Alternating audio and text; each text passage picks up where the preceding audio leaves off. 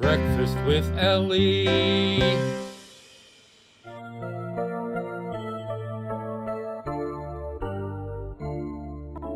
Mode ani lefanecha melech chai v'kayam shechazarta bi nishmati bechemla rabba emunatecha.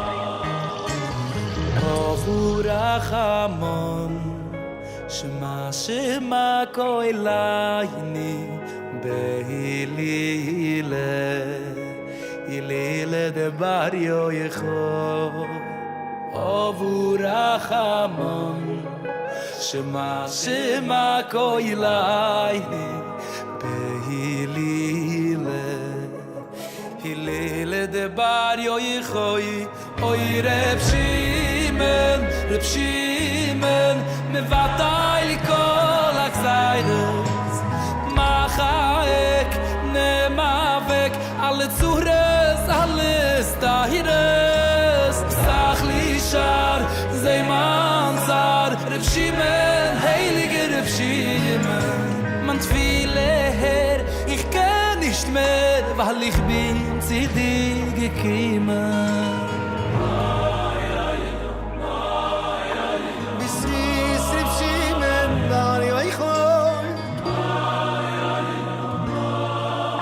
Reb Shimon mir willen vater kiemen sie dir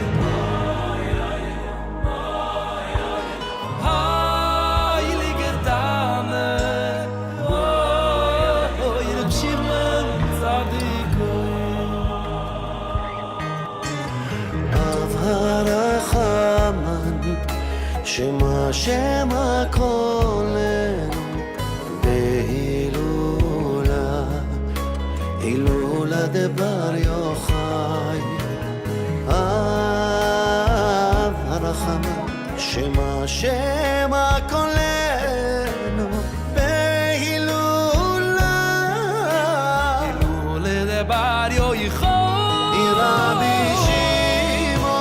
הכבישים, על כל הדרכים הולכות אליך. הלב צועק ומשתוקק, רצוננו לראות פניך. זכור אותי, שמור אותי, רבי שמעון בר יוחאי, כי אתה יכול לפתור הכל. אמול לצרותינו די.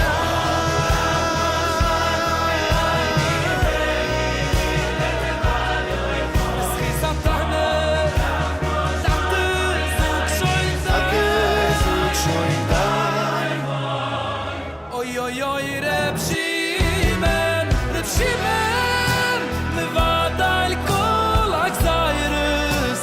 Imachak neimadek al tzures alesayres. Dat is het zach lishan, zei manzar, כי אתה יכול לפתור הכל, אמול לצרותינו די. אוי אוי אוי אוי אוי אוי אוי Heilige Reb Shimon.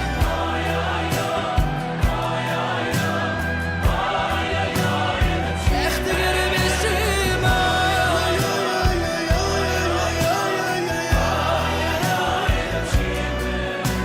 אחים יקרים כבר מתראים. Mit Reb Shimon in einem Bekurev Beschias HaMaisim. Riechim Aboim, wo ist es, Ora Rashbi? לכו ודעת אלוהי קאי, רבי שמעון בר יוחאי. היום רחמו שמעכו אליני בגדילנו דבר יחי, יתוהי משיעין וספסדיני בר יחי.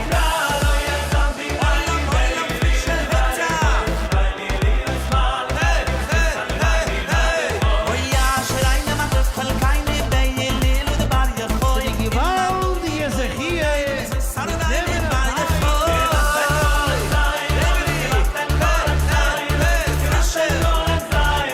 Heilige Reb Shimon, sei mir Vater alle Gzeiros, mir Vater alle kol ha'gzeiros, mir Vater kol ha'gzeiros. Chaim kibarat mit das ist לכו ja.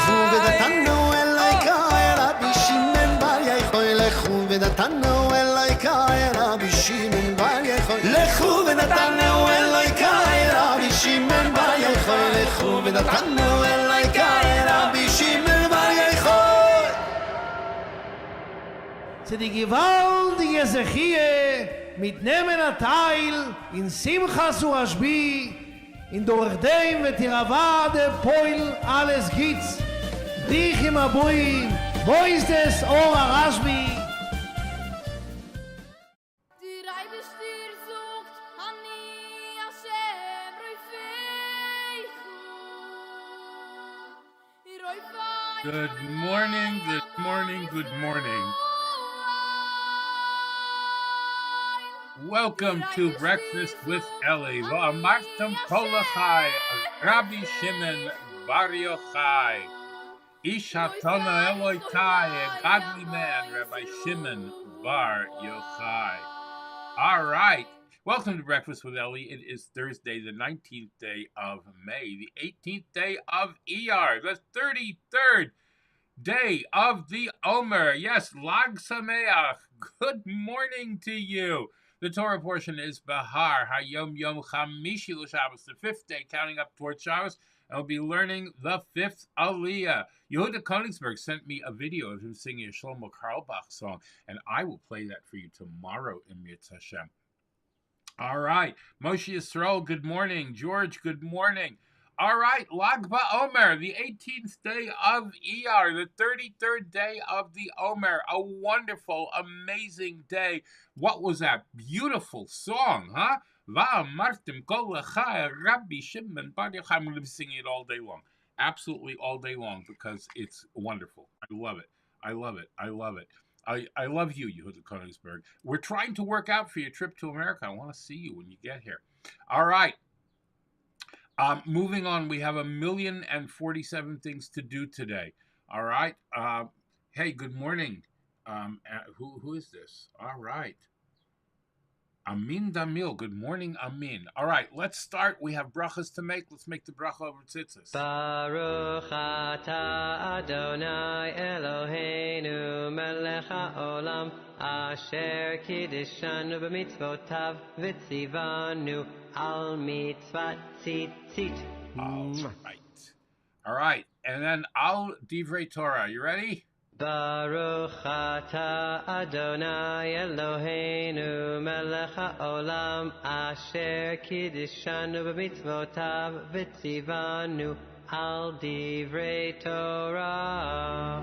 All right. And Hareini Mekabel. Let's go. Hareini mikabel alay mitzvat taseh shel ve'ahavta l'reacha kamocha. I take upon myself every single day to love my fellow friend in a very special way. All right. Torah Tziva Lanu. Ay Torah tziva lanu Moshe morasha morasha keilat Yaakov. Torah tziva lanu Moshe morasha morasha keilat Yaakov.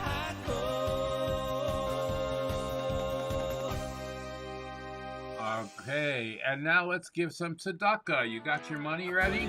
All right. A little extra for today's Lakba Omer.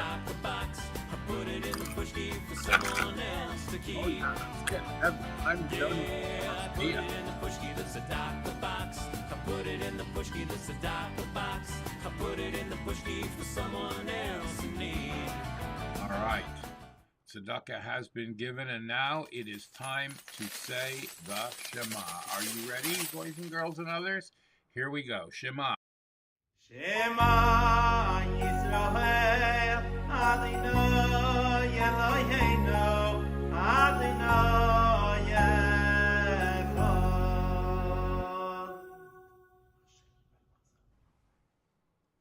Okay.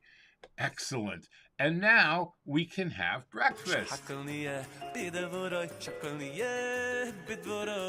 right. I'm ready. Are you ready? Okay. Here we go. Hold on. Let me see where we are here. Gotta get to the right place.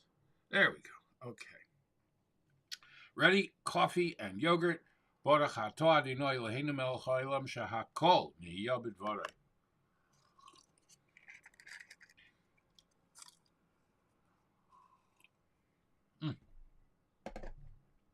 Good stuff.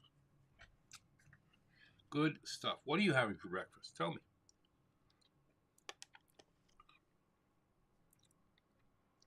Or in the case of Yehuda Konigsberg, it's almost dinner time.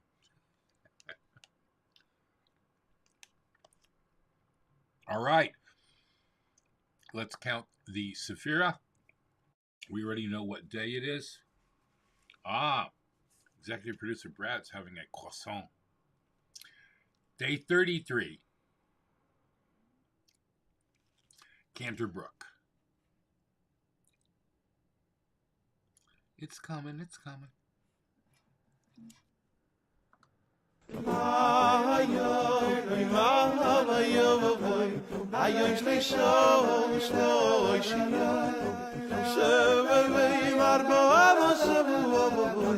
Chamishi.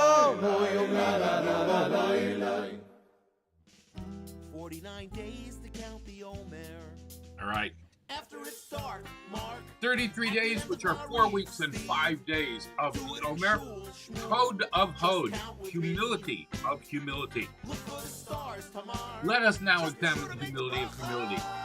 Everyone has humility and modesty in their heart. The question is the measure and manner in which one consciously feels it. Am I afraid to be too humble?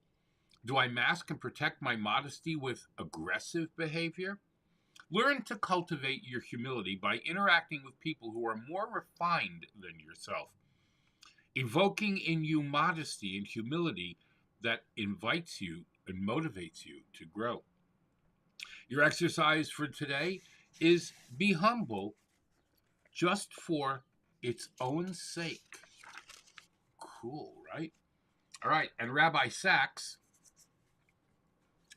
Rabbi Sachs says for Lag BaOmer, deep down, without knowing it, every Jew longs to keep the Torah and come close to Hashem with a love that burns like fire. The mystical task is to take a journey into the interior of the self and rescue that love from its hiddenness. There you go. We like that. Oh, we lost William. All right. And now, today in Jewish history. All right. Oh dear. This is stuck. Hold on. There you are. Yeah. Real-time issues here. Real-time broadcasting, live and in color. All right. Let me get to my breaking news here. Today in Jewish history, the plague among Rabbi Akiva's 24,000 students ended.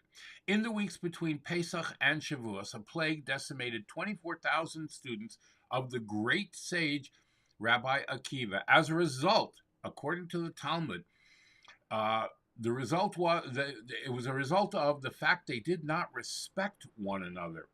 The plague ceased on the 18th of Iyar, the 33rd day of the Omer. And that's one of the reasons that we celebrate this year. The other reason is it is the yahrzeit of Rabbi Shimon Bar Yochai, known as the Rashbi. He was a leading disciple of Rabbi Akiva and one of the most important Tanaim, whose teachings of Torah law are collected in the Mishnah. He was the first to publicly teach the mystical dimension of Torah known as the Kabbalah, and is the author of his basic work of Kabbalah called the Zohar. Now, for 13 years, Rabbi Shimon hid in a cave to escape the wrath of the Romans, whose government he criticized. On the day of his passing, Rabbi Shimon gathered his disciples and revealed to them many of the deepest secrets of the divine wisdom and instructed them to mark the date as the day of my joy. Yep, today, the 33rd day of the Omer. Let's see, what else do I have?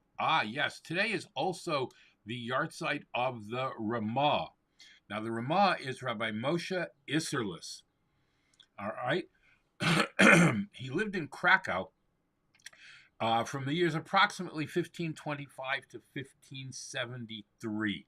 And he authored the glosses on Rabbi Yosef Karo's Code of Jewish Law. And he's regarded as the definitive halachic authority for Ashkenazic Jews.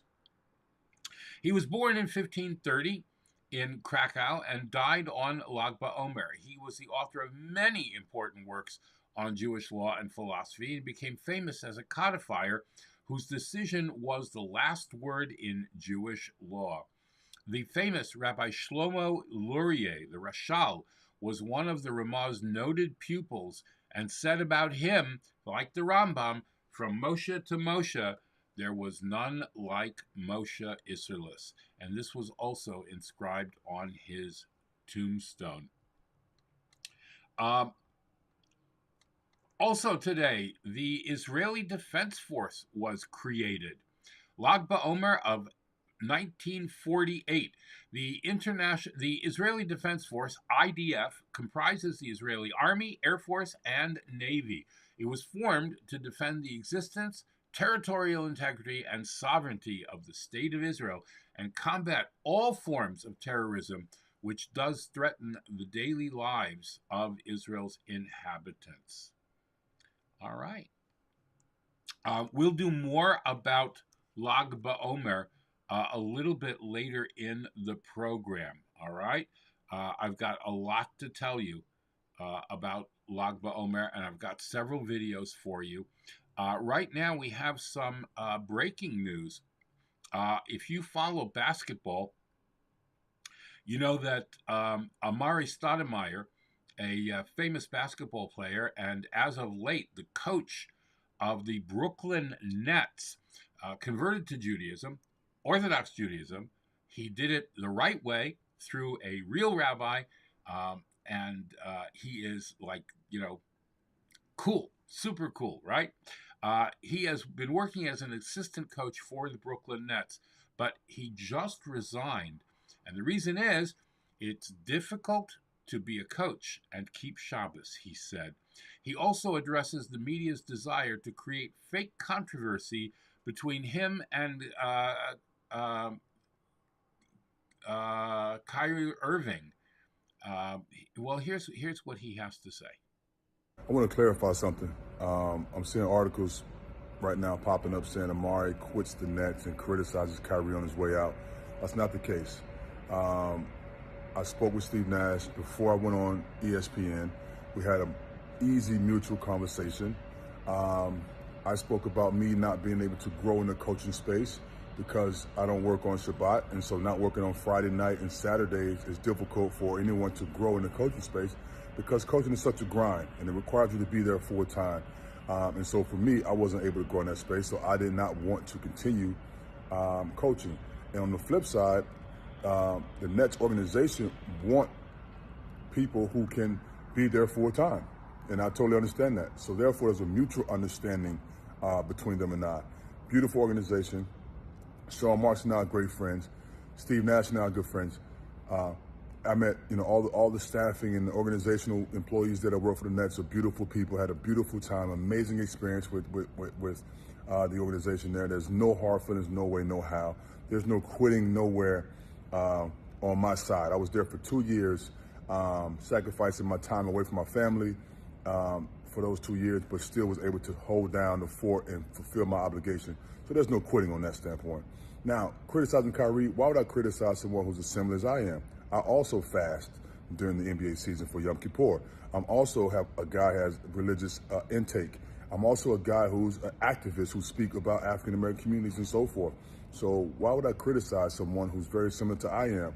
The media would try to turn your words against your fellow man, your fellow friend or organization to make their article seems to provide more viewers or more clicks to their article. I'm not going to allow it to happen. You're not going to turn me against Kyrie. You're going to turn me against the Nets. You're not going to turn me against anyone. So you can forget about it. Peace.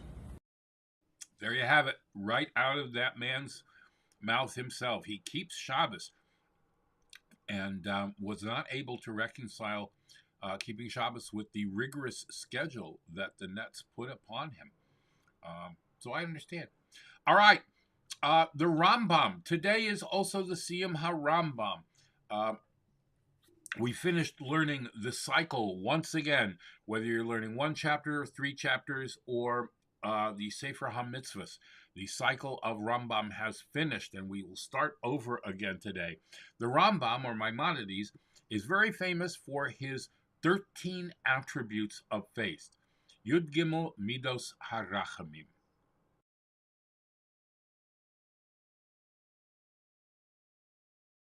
Just waiting for the video to kick in. It's weird. Totally weird.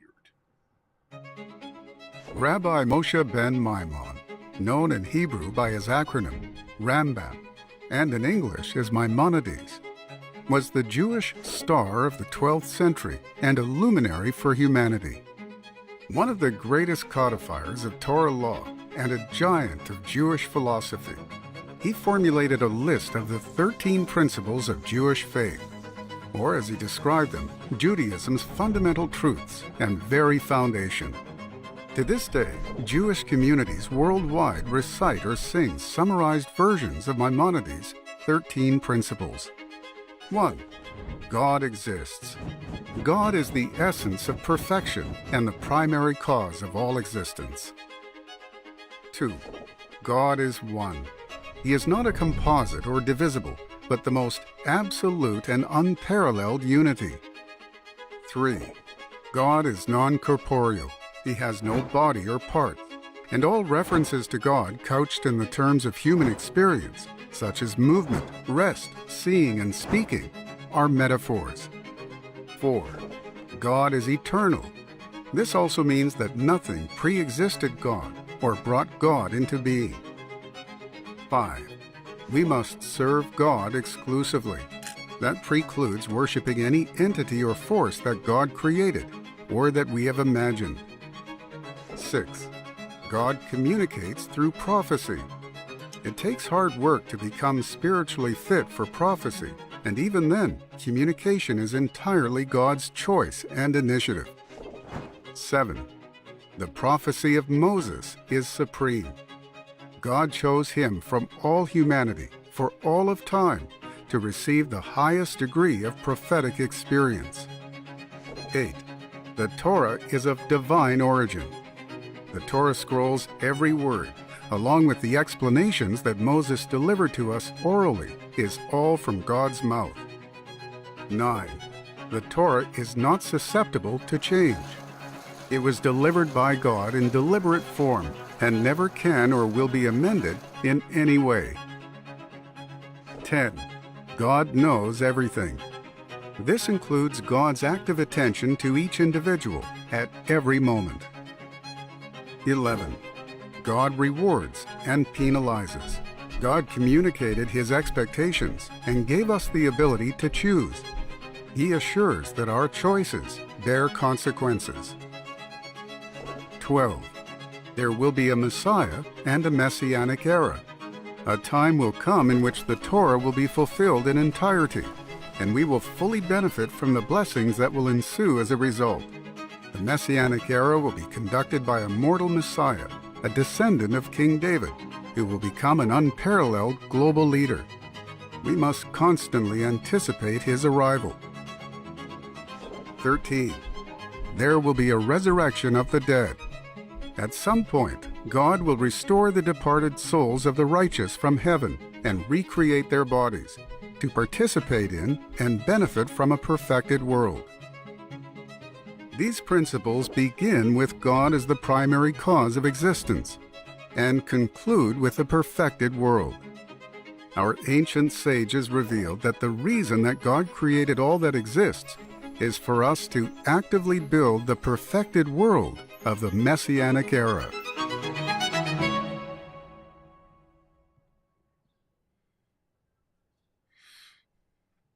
All right, very cool. HaYom Yom for today, the 18th day of Iyar, Lag BaOmer.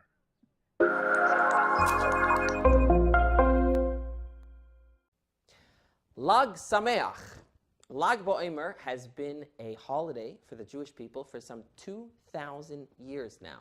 The themes of the holiday are Jewish unity, and it's also a celebration of Jewish mysticism.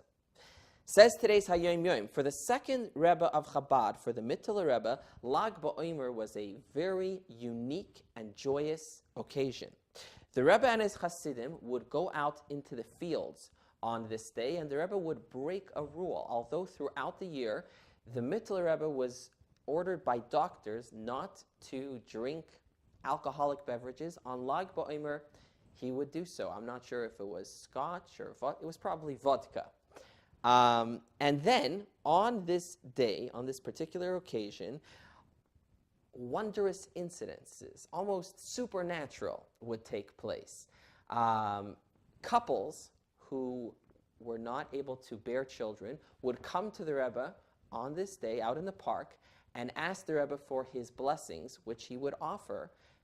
And 9 months later, there was a mazel tov. Throughout the year, everybody would wait for Lag BaOmer to come. So, happy Lag BaOmer. And there you have it. There you have it. I'm so excited. We are going to do breaking news.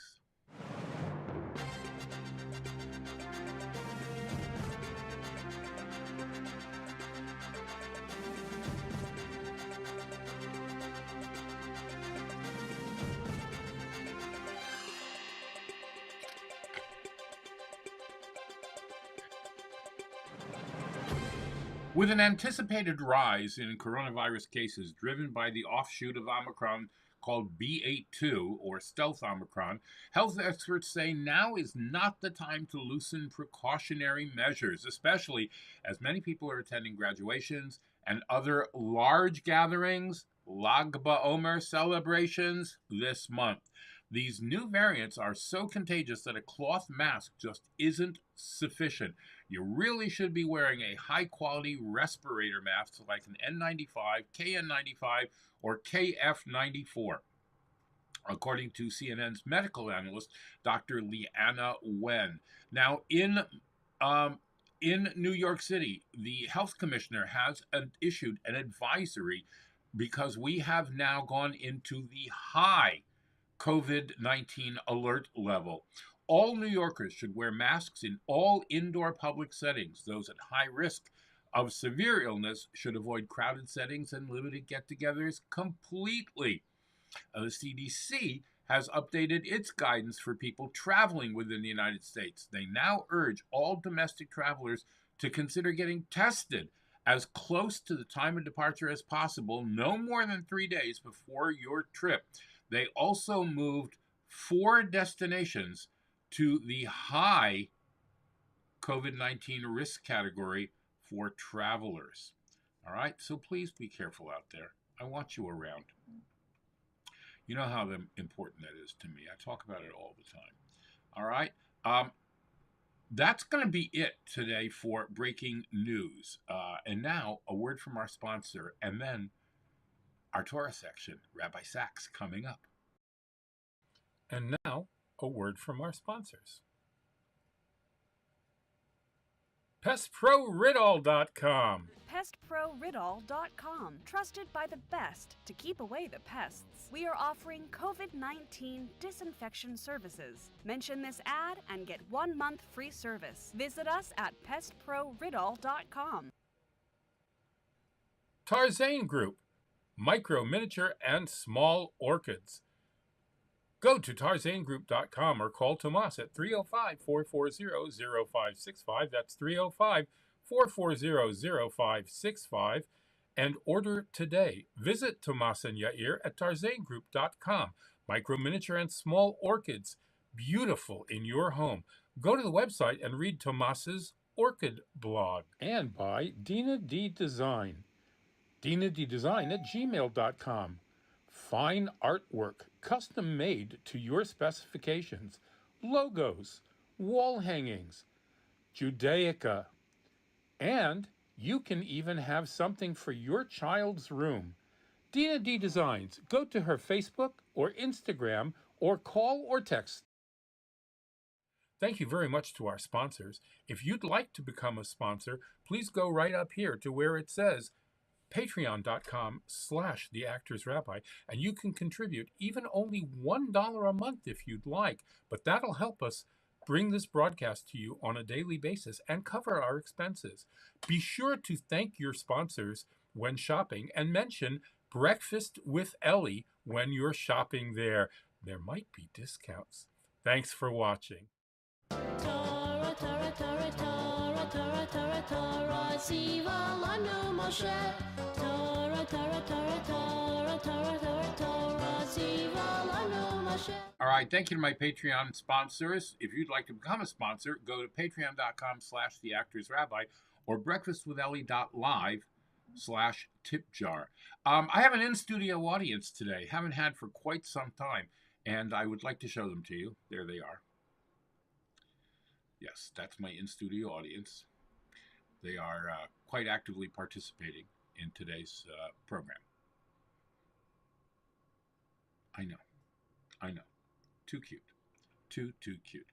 All right, Rabbi Sachs, Covenant and Conversation. This is from the year 2016, I believe. Oh, no, 2015. 2015.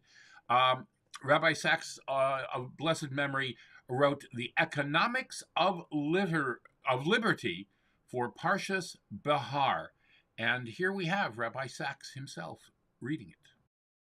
600-page-long treatise on economic theory backed by massive statistics. The Economics of Liberty.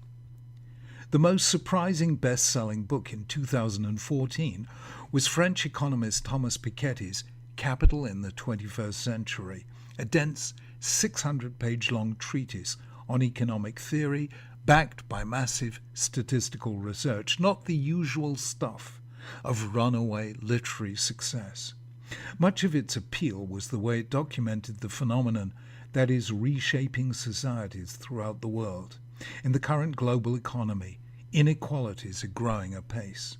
In the United States, between 1979 and 2013, the top 1% saw their incomes grow by more than 240%, while the lowest fifth experienced a rise of only 10%. More striking still is the difference in capital income from assets like housing, stocks and bonds, where the top 1% have seen a growth of 300% and the bottom fifth have suffered a fall of 60%.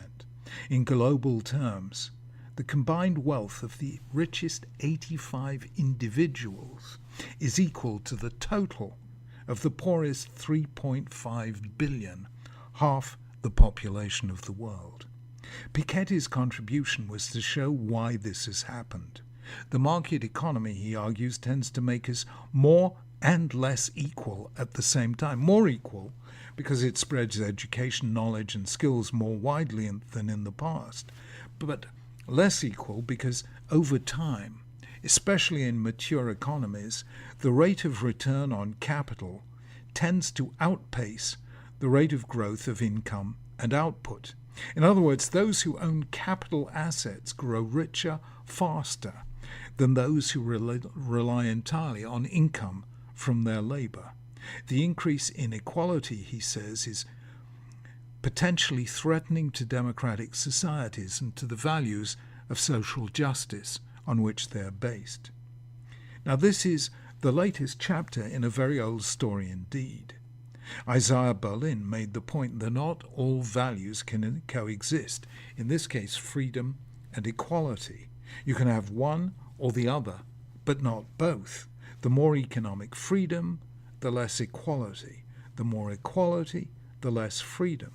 That was the key conflict in the Cold War era between capitalism and communism. Communism lost the battle. In the 1980s, under Ronald Reagan in America, Margaret Thatcher in Britain, markets were liberalized, and by the end of the decade, the Soviet Union had collapsed. But unfettered economic freedom produces its own discontents, its own inequality, and Piketty's book is one of several warning signs. All of this makes the social legislation of Parshas Behar a text for our time, because the Torah is profoundly concerned not just with economics, but indeed with more fundamental moral and human issues. What kind of society do we seek? What social order best does justice to human dignity and the delicate bonds linking us to one another and to God? What makes Judaism distinctive? It's its commitment to both freedom and equality, while at the same time recognizing the tension between them. The opening chapters of Bereshit describe the consequences of God's gift to humans of individual freedom. But since we're social animals, we also need collective freedom. Hence the significance of the opening chapters of Shemot, with their characterization of Egypt as an example of a society that deprives people of freedom, enslaving populations and making the many subject to the will of the few. Time and again, the Torah explains its laws as ways of preserving freedom, reminding us of what it felt like in Egypt to be deprived of it. The Torah, though, is also committed to the equal dignity of human beings in the image and under the sovereignty of God. Now, that quest for equality was not fully realized in the biblical era. There were hierarchies in biblical Israel. Not everyone could be a king. Not everyone was a priest. But Judaism at least had no class system. It had no equivalent of Plato's division of society into men of gold, silver, and bronze, or Aristotle's belief that some are born to rule, others to be ruled. In the community of the covenant envisaged by the Torah, we are all God's children, all precious in his sight, each with a contribution to make to the common good. The fundamental insight of Parshas Behar is precisely that restated by Piketty, namely that economic inequalities have a tendency to increase over time, and the result may be a loss of freedom as well. People can become enslaved by a burden of debt. In biblical times, this might involve selling yourself literally into slavery as the only way of guaranteeing food and shelter. Families might be forced into selling their land, their ancestral inheritance from the days of Moses. The result would be a society in which, in the course of time, a few would become substantial landowners while many became landless and impoverished. The Torah solution set out in Behar is a periodic restoration of people's fundamental liberties. Every 7th year, debts were to be released and Israelite slaves set free. After 7 sabbatical cycles, the Jubilee year was to be a time when, with few exceptions, ancestral land returned to its original owners. The Liberty Bell in Philadelphia is engraved with the famous words of the Jubilee Command in the King James translation, "Proclaim liberty throughout all the land unto all the inhabitants thereof." And we will stop there for today. I love that. Ukrosim dror ba'aretz v'chol yoshveha. Proclaim liberty throughout the land and to all its inhabitants. All right. Today's Torah portion, we are up to the 5th Aliyah. In the 5th section, all of the laws mentioned above about land and who it goes to and who inherits it, etc., etc., etc., apply to fields and homes in unwalled city. Homes in walled cities, on the other hand, may be redeemed within the year because they become the permanent property of the buyer and are not released by the Yovel, the Jubilee year. Another exception to these rules is the property allotted to the tribe of Levi, the Levites. The homes and fields in the 48 Levite cities are always redeemable from the moment of purchase until the Jubilee year, 7 times 7 years, the 50th year, when in any event they revert to their owners. We are then commanded to assist our brethren before coming to their aid before they become financially ruined and dependent on the help of others. We are also forbidden for charging ribas, interest, on a loan to a fellow Jew. Very cool stuff. In Judaism, there are called Gemilas Chesed funds, free loan societies. And these free loan societies loan money to people without collecting interest. And I think that is just absolutely amazing. All right, here's today's Shnayim Yomi.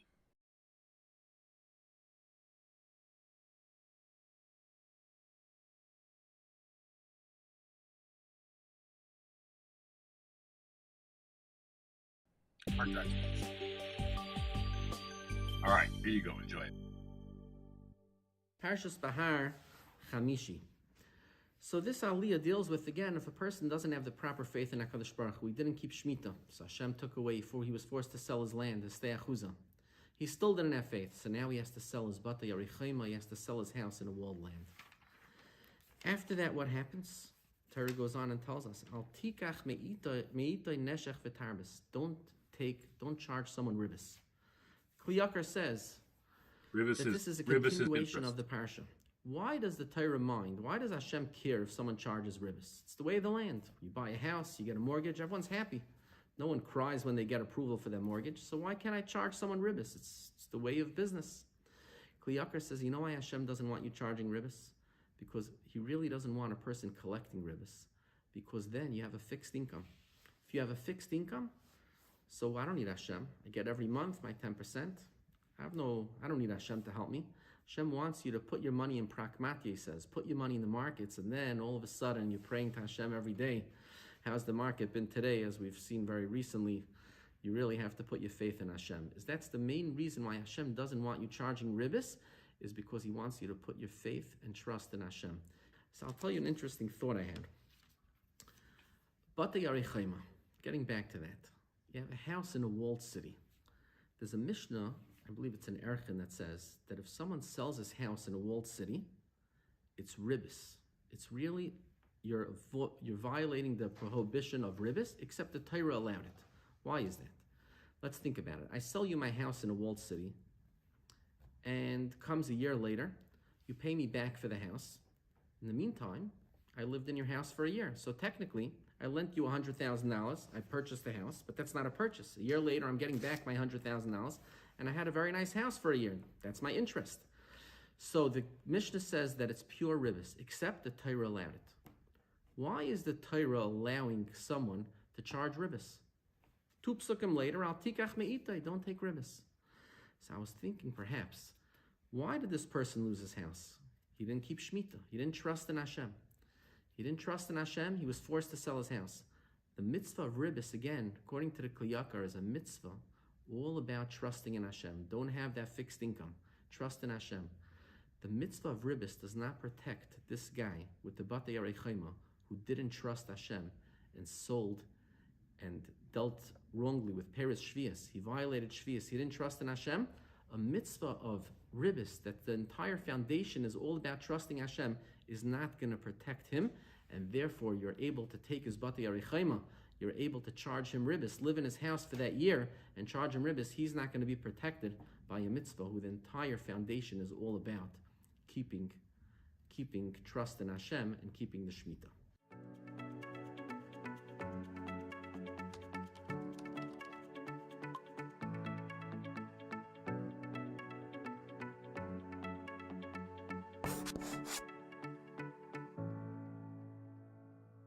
Yeah, I knew you would enjoy that. All right, here's some Michael Kiggle for you today.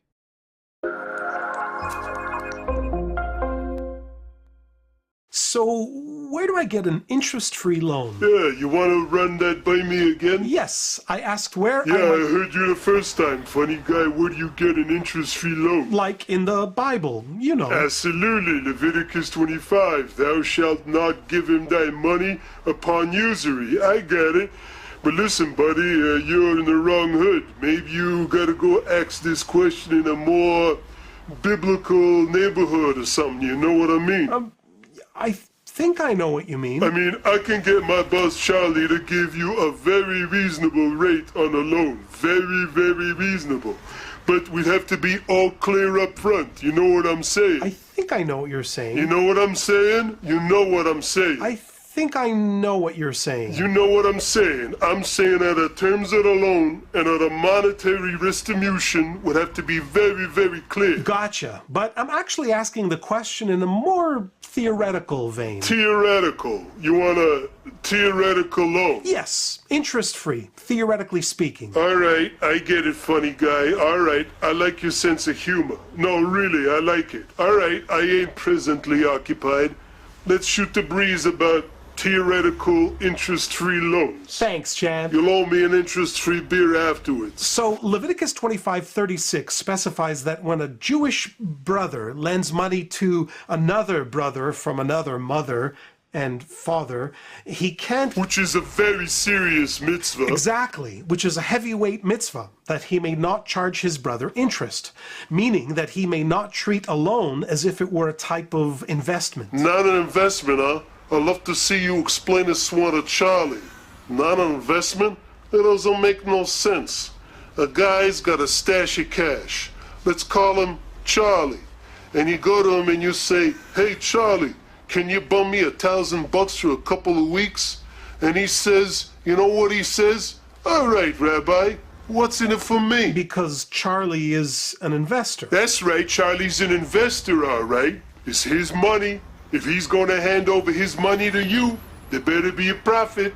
It's basic economics. It's definitely basic economics when it comes to investment. Whenever you invest in a business venture, the money, strictly speaking, still belongs to you. It's your money that's working for you, as it were, so you have a certain right to the profits. Which is exactly what a loan is. No, not exactly. Not at all, actually, no. In a loan, the lender, Charlie, transfers ownership of the principal to me, the borrower, so that the money belongs to me, even though I am obliged to repay it at a later date. Obliged, yeah. I think Charlie might have another word for that. Taking interest on a loan means profiting from somebody else's effort without personally actively participating in that effort. So it's not an investment. Investment means self-investment. But here the lender, Charlie, is essentially out of the picture, if only temporarily. Yeah, I'm not sure how much Charlie's gonna appreciate all this theory. So what's your point? Because Charlie, interest-free loans, forget about it. I assumed as much. The point of this theoretical question, at least for now, is to understand how this economic situation is reflected in our relationship with God. You mean because the big boss up there, he gives us life and all the good things like an interest-free loan? Sort of, but more cause and effect. The human relationship is mirrored, in a sense, in the human-divine relationship. When a Jew exacts interest on a loan to another Jew, when he makes a profit simply because the money lent was originally his, then God follows suit. God certainly provides the sinful, profiteering moneylender with the resources to keep the holy commandments, the mitzvot, but there's no real investment from above. In fact, God merely collects the merits accrued in the mitzvot. Like a loan shark. Or a bank. I don't get it. I mean, how does the big boss up there ever invest in mitzvot? I mean, God does mitzvot? Metaphorically speaking, yes, that's right. You know, it says in the Medrash, for example, that when a person studies Torah, the Holy One, blessed be He, studies across from him, as it were. Wait, so let me get this straight. So the big boss up there, he's like participating in your mitzvah. Like he's self-invested in your actions? That's nicely put, actually. God is invested in your actions and, as it were, shares in your profits, metaphorically speaking. So long as you yourself know what constitutes an actual investment and you don't treat a loan like an investment. So when you was asking me, where do I find an interest-free loan, you was really asking, how do I find someone to invest in my actions, like a silent partner? God is a full silent partner in the mitzvah. Well put. Well, I'm pretty sure it ain't a proposition to take to Charlie. No, I was thinking of taking it somewhere higher. You mean like, I get it, like venture capital from the big boss up there. Like a merger and acquisition. Bittel and Vekas. You know, you're a pretty sharp guy. Maybe it's time for a new boss.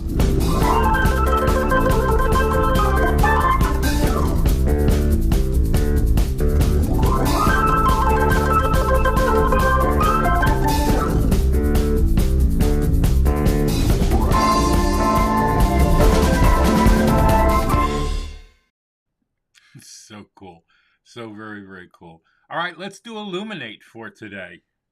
Think back to your wedding day, the birth of your first child, or the beginning of any bond that has grown stronger with time. If you were asked to choose one object that symbolizes your relationship, what would it be? Your wedding ring? The blanket you used to bring your child home for the first time? Or would it be something else entirely?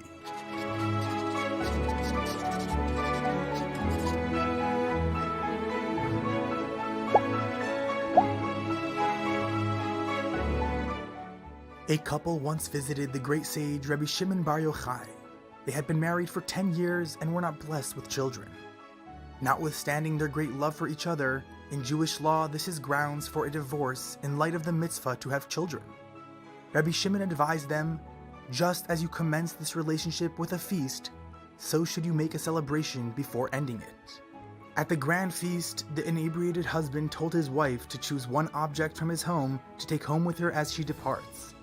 Whatever you choose is yours, he promised as he nodded off. When he was sound asleep, the wife instructed the servants to carry her sleeping husband to her father's house. He woke up, surprised at finding himself there. She told him, "You said I could take whatever I desired, and you are the most precious possession to me." The couple returned to Reb Shimon, who blessed them with healthy children, and they remained happily together to raise a Jewish family.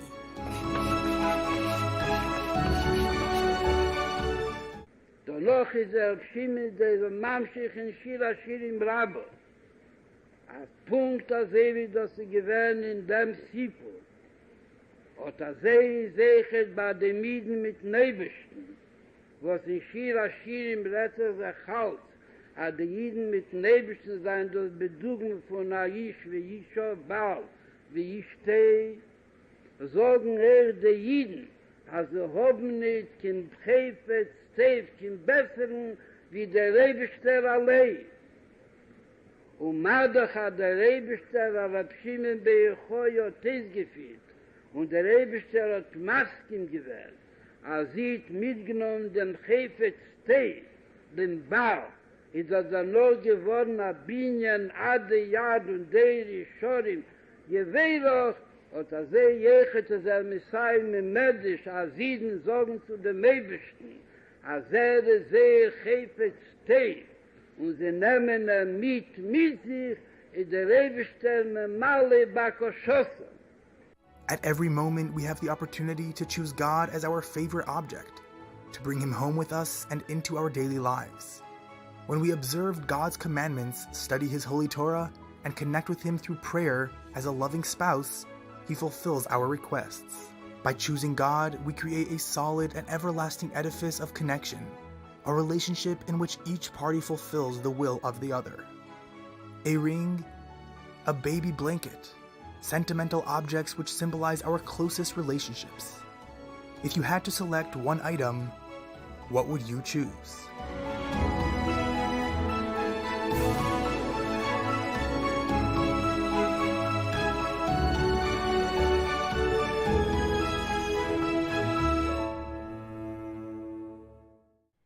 Wow. Absolutely fantastic. And let's do the Jewish Learning Institute for today.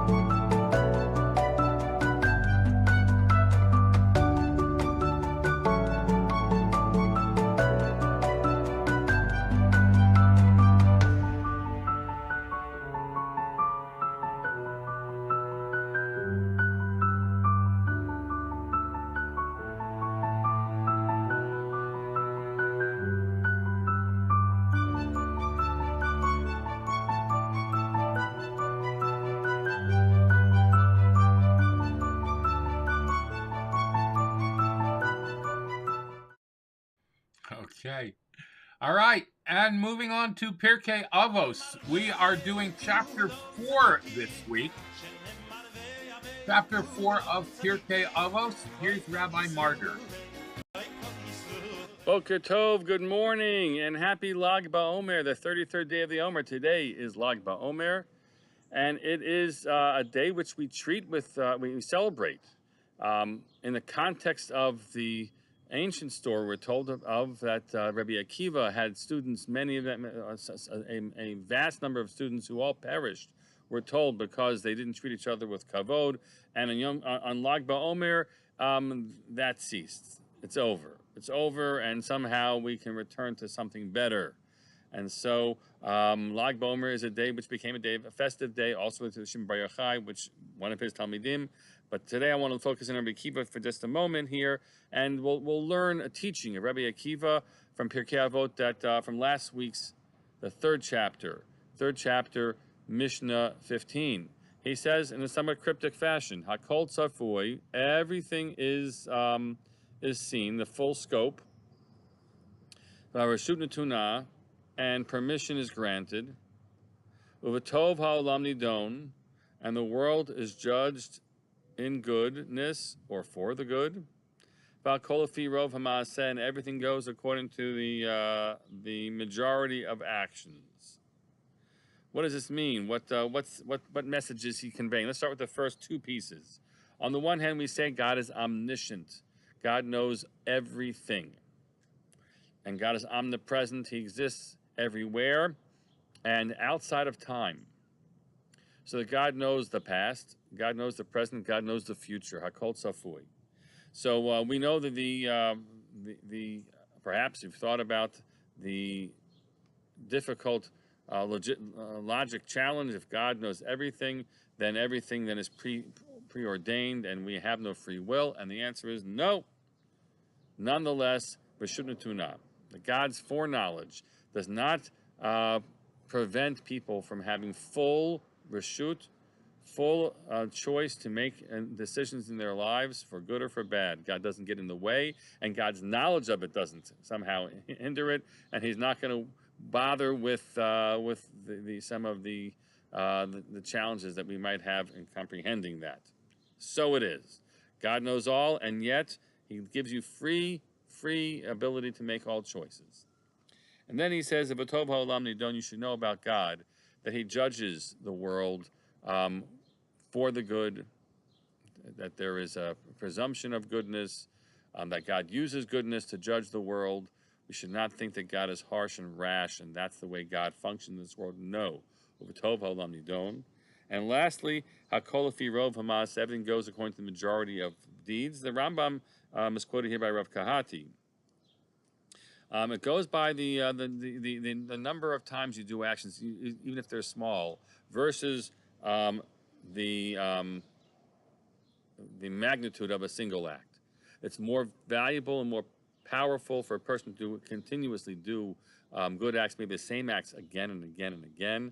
That is received by God in a much bigger way than doing one grand sweeping good act. I mean, we don't dismiss those things, but nonetheless, that's not. We should know that that's the way we should live in our world and live in God's world, doing good regularly, and God does good regularly with us as well. Wishing you all a Lag BaOmer that is joyful, haircuttable, and music-filled, and rejoicing coming your way. Have a great day. Fantastic stuff. Let's go to saying Tehillim, the Psalms of King David. We are saying chapter 121 till we memorize it. Let's go. Shir lamalos, esa enai el heharim, me'ayin, yavo Ezri, me'im Adonai, osei, shomayim va'aretz, al yitain lamot raglecha, al yanum shomrecha, hinei lo yanum velo yishan, shomer Yisrael, Adonai shomerecha, Adonai tzilecha, al yad yeminecha, Yomam Hashemesh lo yakeka, v'yareach baloila, Adonai yishmorcha, mikol ra yishmor es nafshecha, Adonai yishmor tzeisecha uvoecha, me'ata ve'ad olam. All right, learning Tanya for today, the 18th day of Iyar. Sorry about that. The 18th day of Iyar. Rabbi Fine.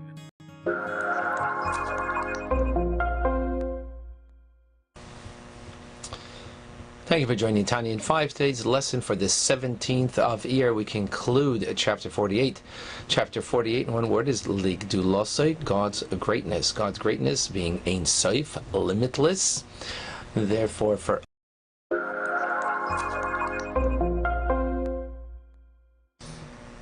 Thank you for joining Tanya in 5. Today's lesson for the 18th of Iyar, Lag BaOmer, 33rd day of the Omer.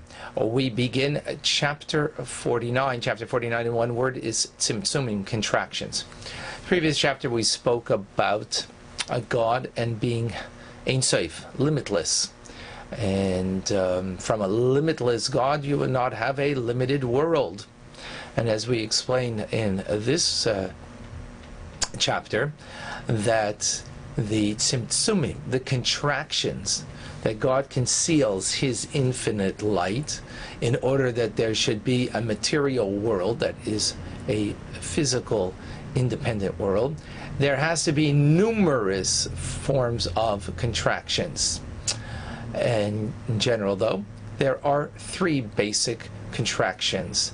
Those 3 basic contractions are from the world of Atzilus, which is an extension of God, as it were. It's a world that is completely of godliness and not separate from God. There's a contraction in order to create the world of Bria. Bria means creation, a world of creation. And in that world there are angels, there are very high-level souls. So there is a great contraction, a comprehensive one, in order to create the world of Bria.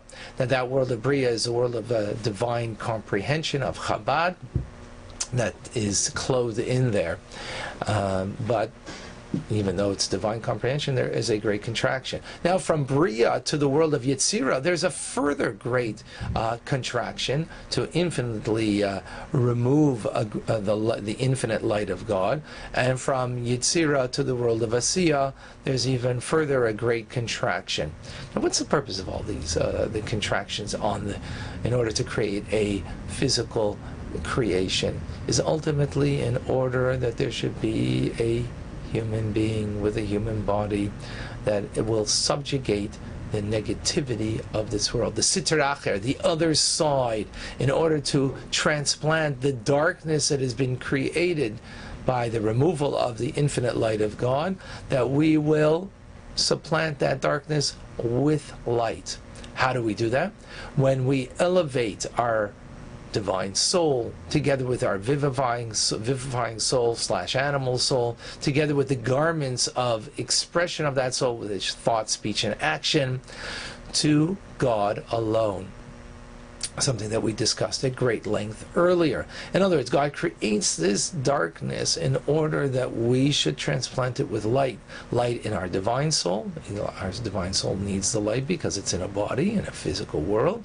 And in, of course, the vivifying soul, which is, its vitality is from Klippa, from the shell that covers over ungodliness, and also our garments of the soul. And we do this to fulfill ultimately what God's purpose here is on our earth.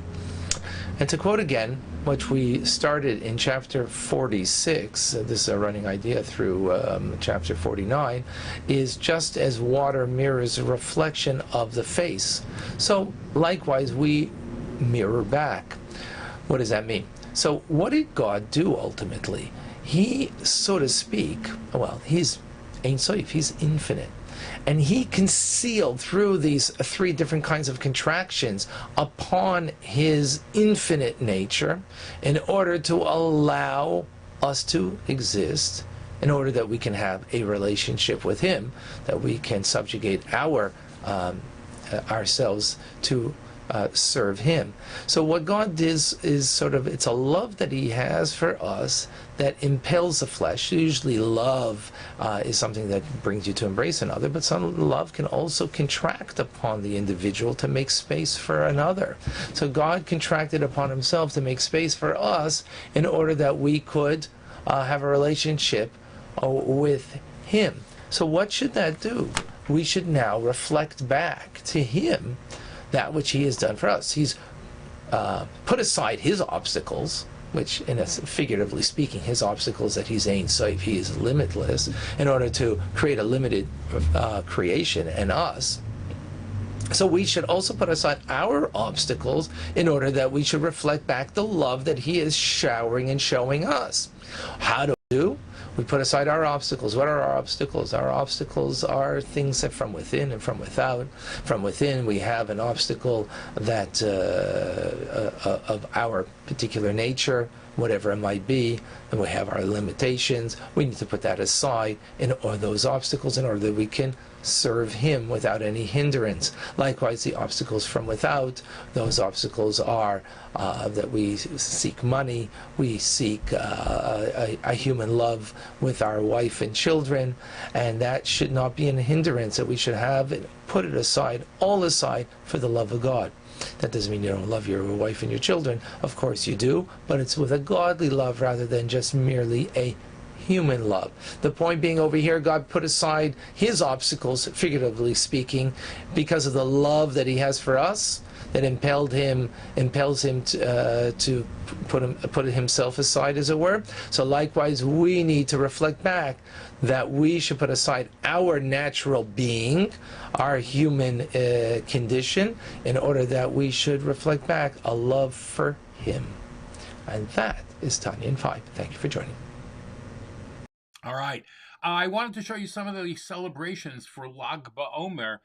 Here's by the Kotel, and then the second video is from Curious Yoel, and then from, well, we'll do the Maron, and then the Kotel, and then Curious Yoel.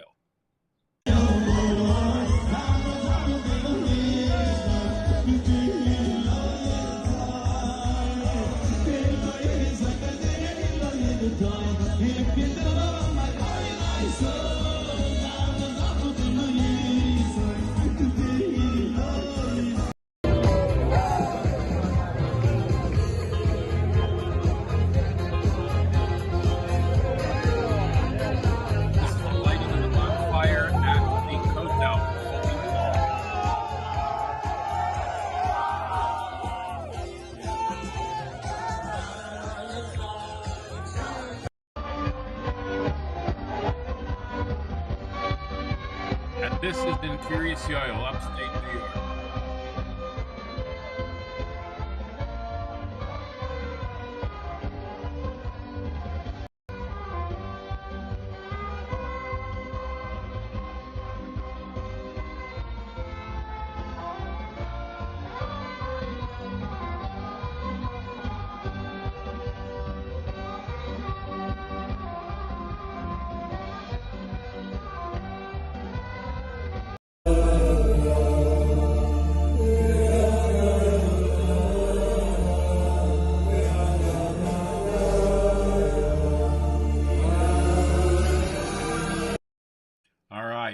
And let's talk a little bit about Shimon Bar Yochai.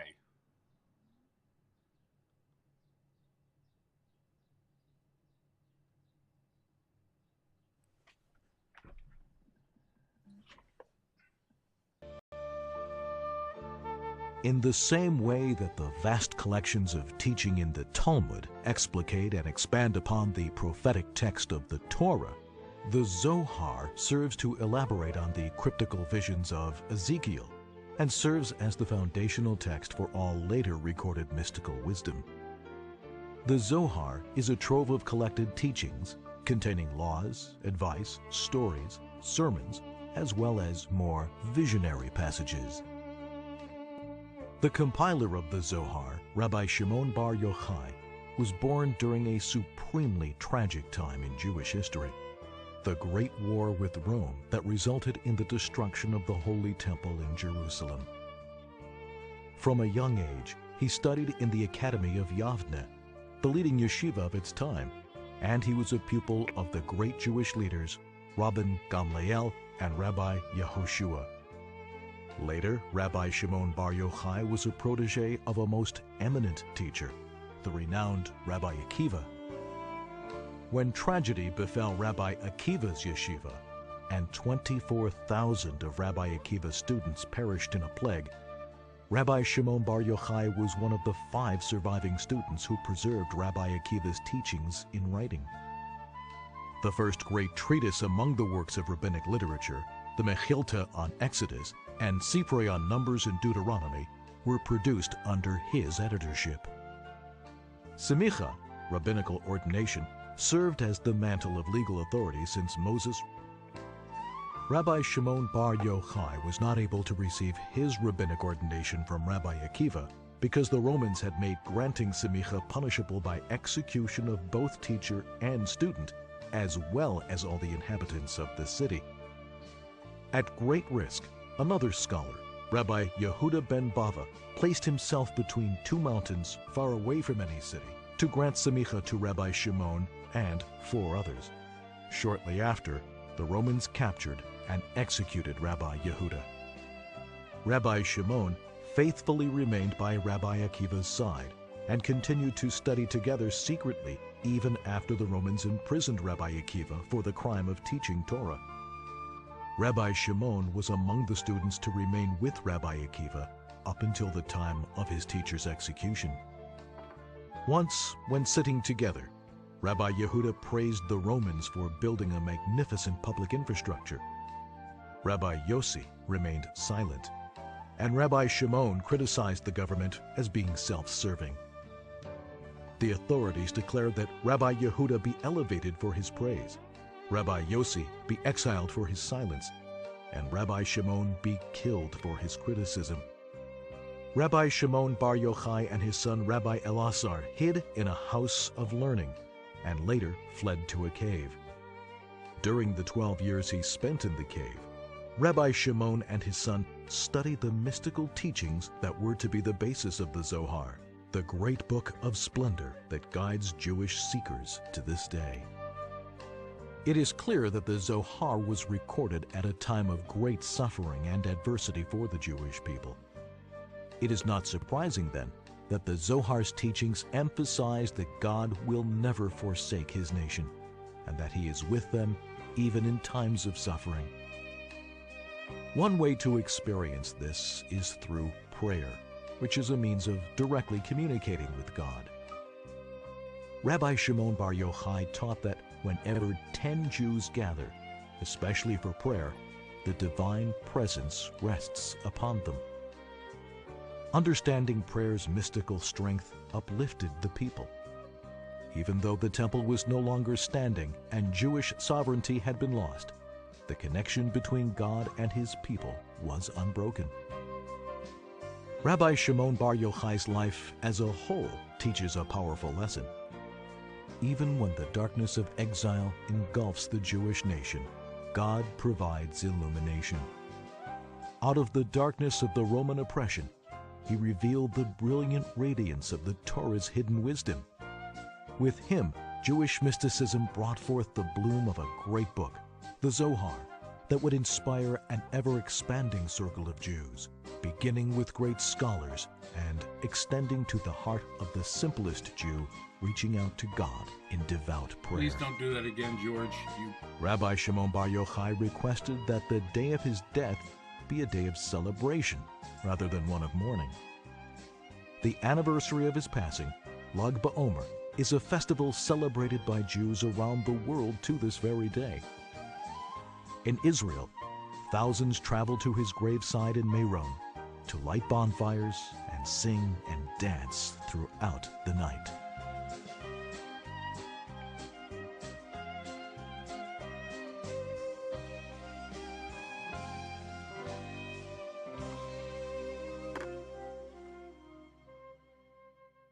All right, one more little piece on Lag BaOmer.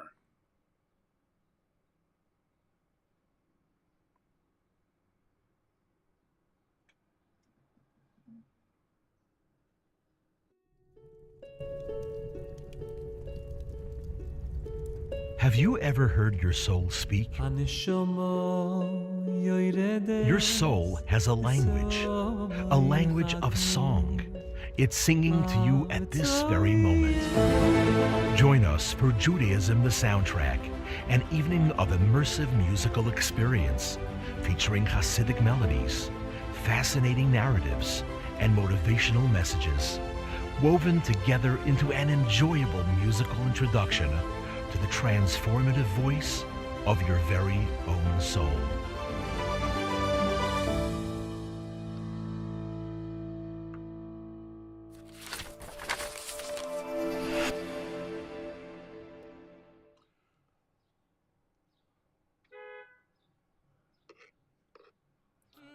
All right, Sefer HaMitzvot of the Rambam. As you know, we completed the entire Chiyum HaRambam. There was a children's rally today, and there was a beautiful, beautiful simcha last night. I'll show you a video of that in just a minute. But right now, let us restart the learning of the Rambam, because learning never ends. So we go from class 389 to introduction and class 1.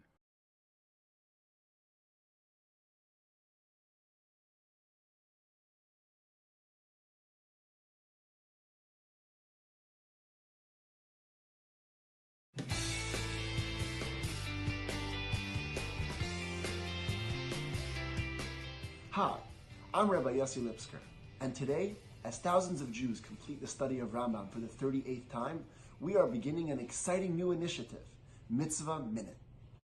On the last day of Pesach in 1984, the Rebbe launched the Rambam campaign, where he encouraged every Jew, man, woman, and child, to learn all 14 books of the Rambam's Mishnah Torah with a daily study program.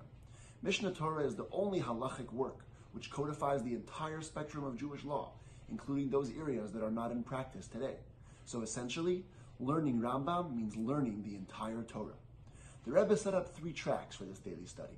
The flagship cycle learns 3 chapters a day, completing all of Rambam in a year. Next to that is the cycle that learns 1 chapter a day and finishes Rambam in 3 years. The third option is to study Sefer HaMitzvos, the book in which the Rambam concisely explains the 613 mitzvos of the Torah.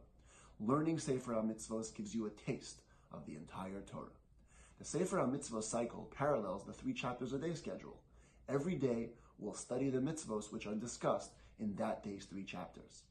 With Hashem's help, over the next year, we will complete the entire Sefer HaMitzvos together in just 60 seconds a day.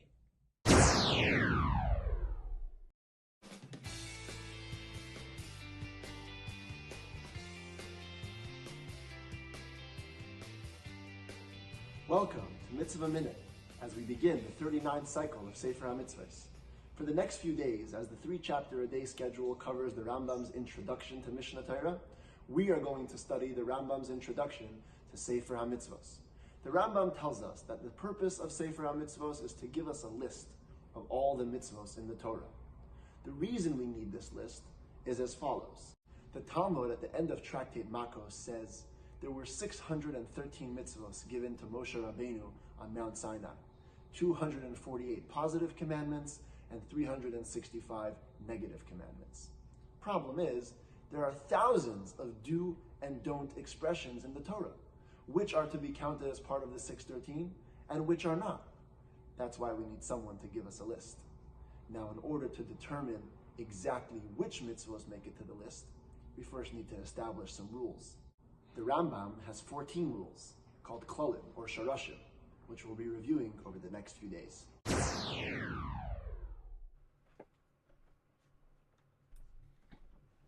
And there you go, Sefer HaMitzvos of the Rambam. Now, can you do this?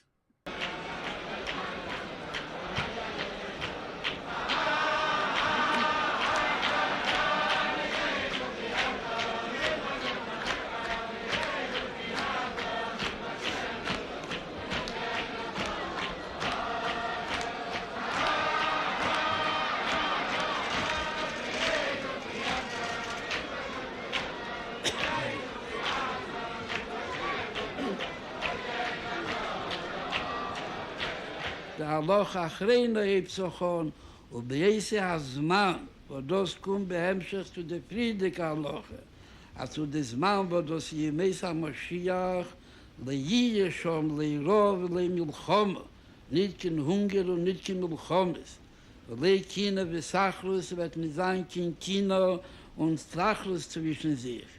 Und sagt auf der Rufeche Tatam, שהטבע מתעשין בתחילוסה, das הנוסח von הטעם, ודפר was die טבע, was sie dämmelt sein.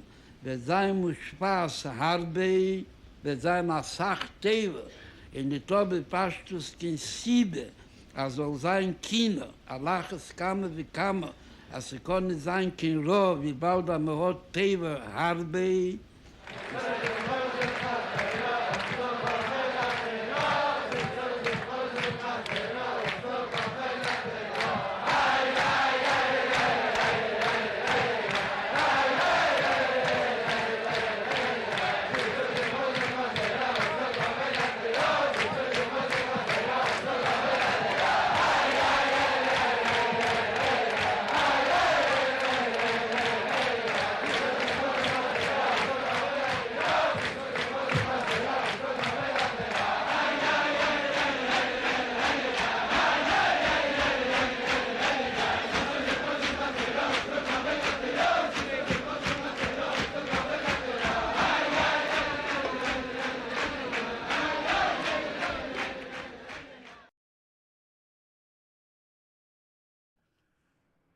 All right, we have done the Siyum HaRambam, and there's more.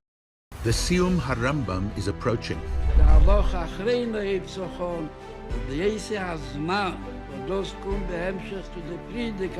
You've long been thinking, how can I encourage my community to participate in the study of Rambam? How can I raise awareness about the Rebbe's Takana? This is your opportunity. In this Sikha, the Rebbe explains the uniqueness of Limud Rambam and its relevance to every Jew. Now translated and presented for study with your community members. The package includes a teacher's manual, student booklet, PowerPoint presentation, and marketing flyers. Download the lesson from jewishinsights.org and give your community a taste of the Rebbe's teachings.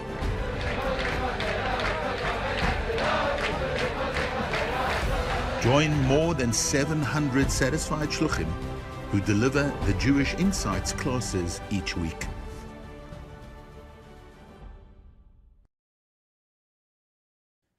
And you can participate at jewishinsights.com. All right? Jewishinsights.org, jewishinsights.org. All right? All right. Matters of Mashiach. Rabbi Shimon Bar Yochai. Lag BaOmer is the anniversary of the passing of this old sage. During the time of the counting of the Omer, we observe a period of mourning for the students of Rabbi Akiva.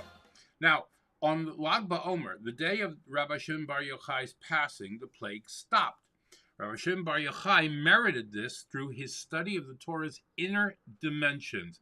His teachings are recorded in the Zohar. By revealing the Torah's depths, he broke down the barrier between the Torah's godly essence and Torah law. In this way, he broke down the barriers that separate us. When he corrected the cause of the plague, it ceased. When we learn the inner dimension of the Torah, Hasidus, we connect to a level untouched by exile. We reveal Hashem's simple essence and the essence of our soul. And through this, we can mend the cause of exile and bring the Geula, the redemption. So cool. All right, and now our PSAs.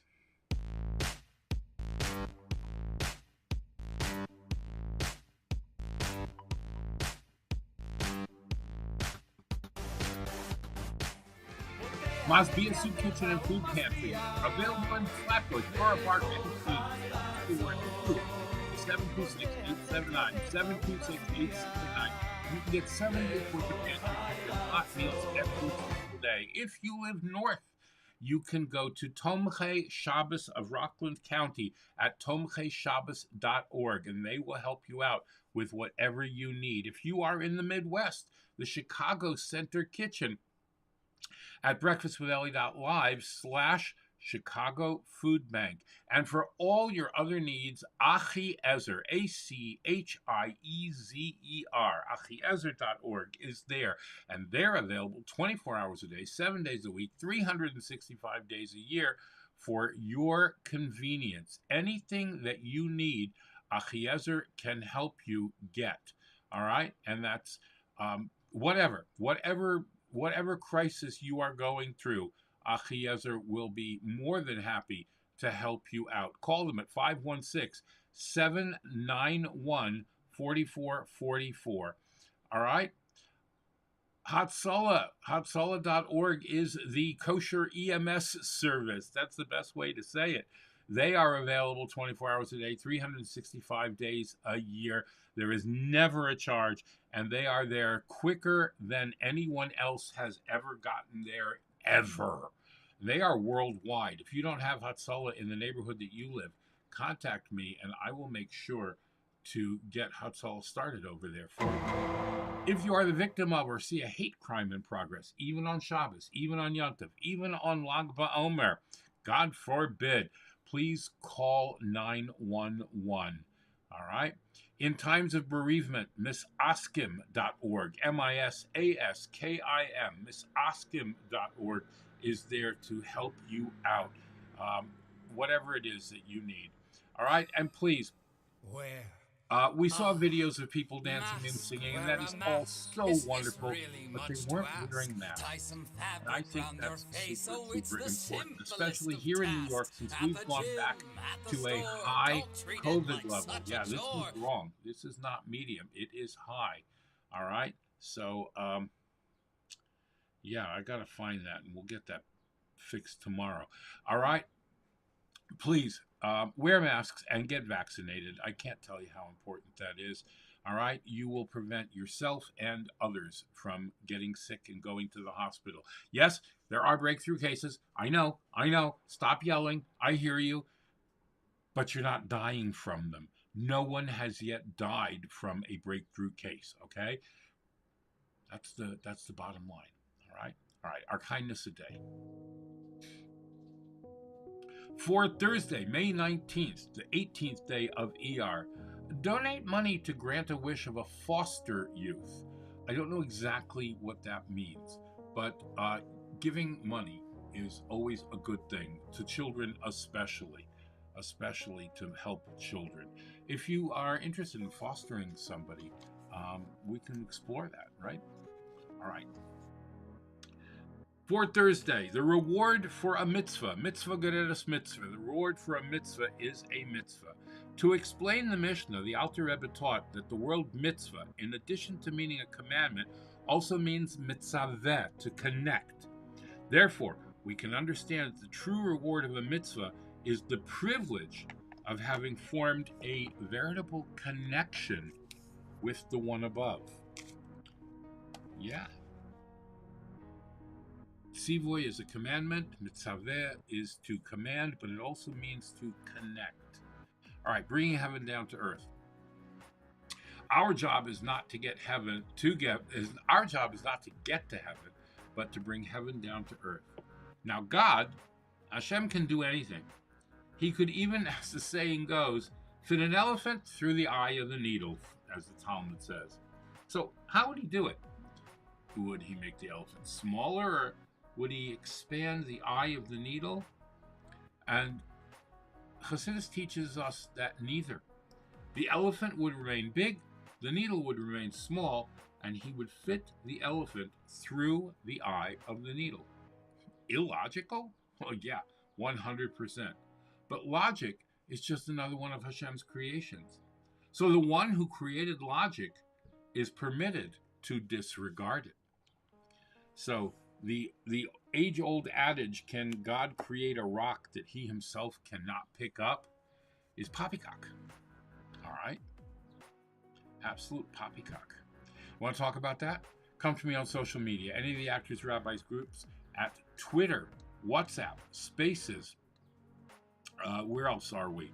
Telegram, Facebook, Instagram, Spotify, LinkedIn, Racket, Clubhouse, or at theactorsrabbi.com. And at theactorsrabbi.com, you can take care of signing up for life coaching services. All right. We had a great day. Let's make an after bracha and thank Hashem for the food.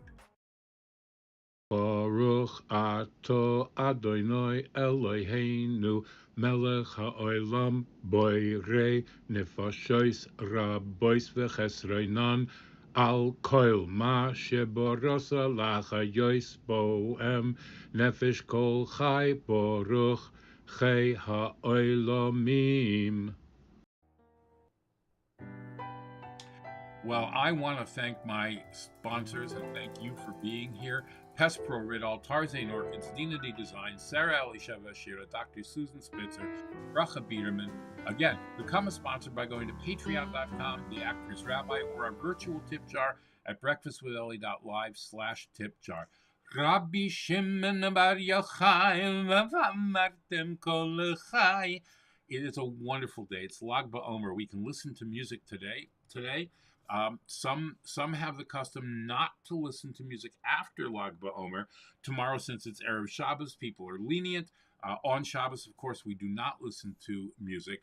But then again, starting Sunday, we go back to only a cappella types of music, only vocals, until the holiday of Shavuot, the Feast of Weeks, which is coming up in less time than you can imagine. All right, we'll post a countdown clock starting tomorrow. That is day 50. We are counting day 33 today. Last night we counted 33, so don't forget to count the Omer tonight. That has not ended, although it is wonderful that the students of Rabbi Akiva stopped dying on this day. The Yom Hilula, the yahrzeit, the holy day of the passing of Rabbi Shimon Bar Yochai, where his neshama, his soul, ascends to heaven. And as we do mitzvahs and good deeds in his name today, his soul ascends higher and higher and higher. So thank you so much for being here. Go out and do something nice, something grand for someone today. In the words of Rabbi Isaac Hamler, have affection for a fellow. Hashem will have affection for you. Do a kindness for a fellow, and Hashem will do a kindness for you. Befriend a fellow, and Hashem will befriend you. The Malchus Choir and Barry Weber. That's who we're going to hear from today. A beautiful, beautiful, beautiful new rendition of Rabbi Shimon Bar Yochai. Happy Lag BaOmer, Lag Sameach, as the joke goes.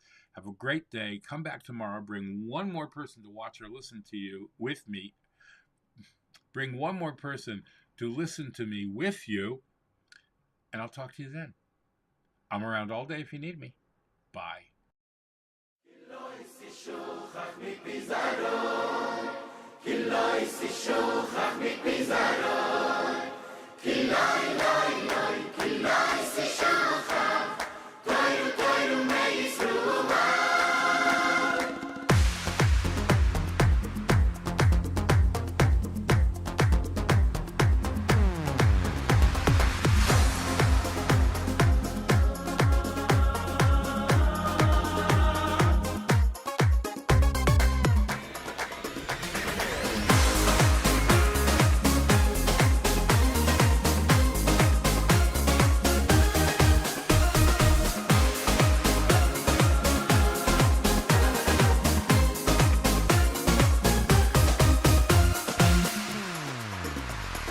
Rabbi Shimon ben Yechui oy mae, Rabbi Shimon ben Yechui oy mae. Chas chas chas b'shulem shetish takach toiru, toiru toiru me yisru. Rabbi Shimon ben Yechui oy mae, Rabbi Shimon ben Yechui oy mae. Chas chas chas b'shulem shetish takach toiru, toiru toiru me yisru.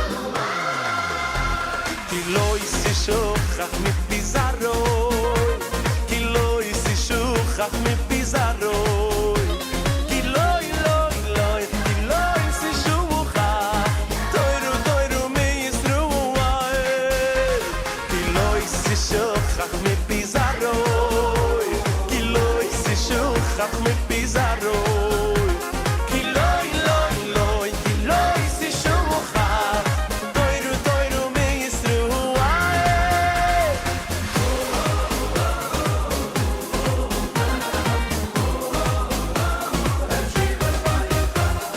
Rabbi Shimon ben Yechui oy mae, Rabbi Shimon ben Yechui oy mae. Chas chas chas b'shulem shetish takach toiru, toiru toiru me yisru. Rabbi Shimon ben Yechui oy mae, Rabbi Shimon ben Yechui oy mae. Chas chas chas b'shulem shetish takach toiru, toiru toiru me yisru. Ki lo yisishochach mit bizarroi, ki lo yisishochach mit bizarroi, ki lo yisishochach, toiru toiru me yisru. Ki lo yisishochach mit bizarroi, ki lo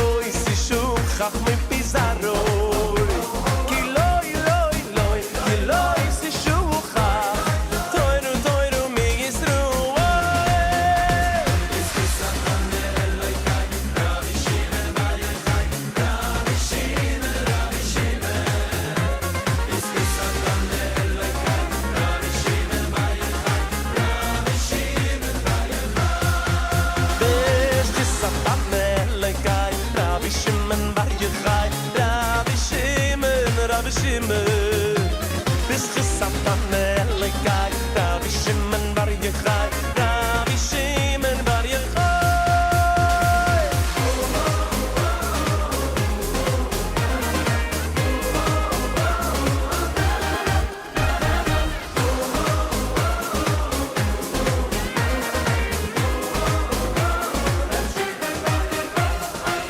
Si shochach me pizaroi, ki loi si shochach me pizaroi, ki loi ki loi si shochach, toiru me Yisroel, ki loi si shochach me pizaroi, ki loi si shochach me pizaroi, ki loi ki loi si shochach, toiru me Yisroel.